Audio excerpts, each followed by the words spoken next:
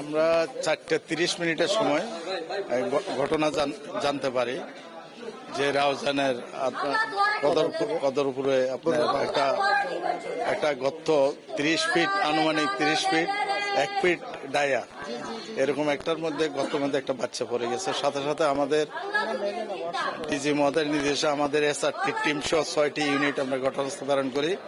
স্থানীয় পুলিশ প্রশাসন এবং আর্মি সহ সবাই ঘটনাস্থলে আসে এবং আমরা দীর্ঘ 8টা 10 মিনিটে দীর্ঘ টাইম আমরা রেস্কিউ কাজ করি।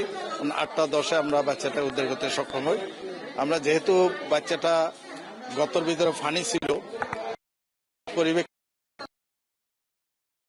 বাচ্চাটা অত বেঁচে যাবে, যাই হোক আমরা রেস্কিউ করেছি। রেস্কিউ করার মেডিকেল এখন আমরা পরীক্ষা করে দেখলাম, ডাক্তার আমাদেরকে ডিক্লারেশন দিয়েছেন যে বাচ্চা এখন আর বেঁচে নেই।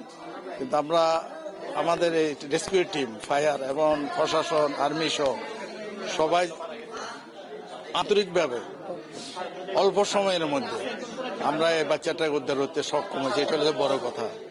4:30-এ আমাদের ঘটনাটা আমরা রেসপন্স করি এবং 8টা 10-এ এই সময়ের মধ্যে আমাদের পুরা রেস্কিউটা করতে সক্ষম হয় আর কি। এরপরও তো আমরা মেডিকেলে নিয়ে আসছি। মেডিকেলে ডাক্তার পরীক্ষা করে বলেছেন যে ছেলেটা কত ফুট গভীরে বাচ্চাটি পড়েছিল? এটা 30 ফিট গভীর, আনুমানিক 30 ফিট গভীর, এবং ডাইয়া ছিল 1 ফিট। এর মধ্যে বাচ্চাটা পড়ে গিয়েছিল।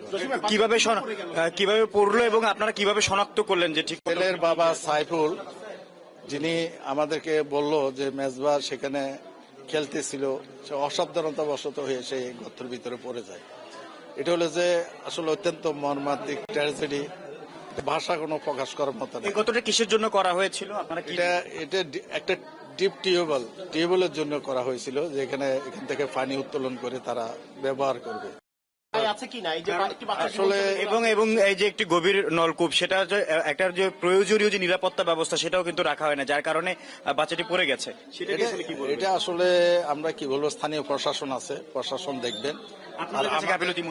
আমাদের কাছে আমরা যতটুকু মনে করি যে কোনো এই ধরনের কাজ করলে এটার সাথে সাথে আমরা তানার আরেকটা ঘটনা ঘটেছে, আপনারা দেখেছে, লং টাইম লেগেছিল, কিন্তু এখানে আল্লাহর রহমতে আমরা স্বল্প সময়ের মধ্যে শেষ করতে পারলেও ছেলেটাকে হয়তো আমরা জীবিত উদ্ধার করতে পারিনি, এটা আমাদের দুঃখ।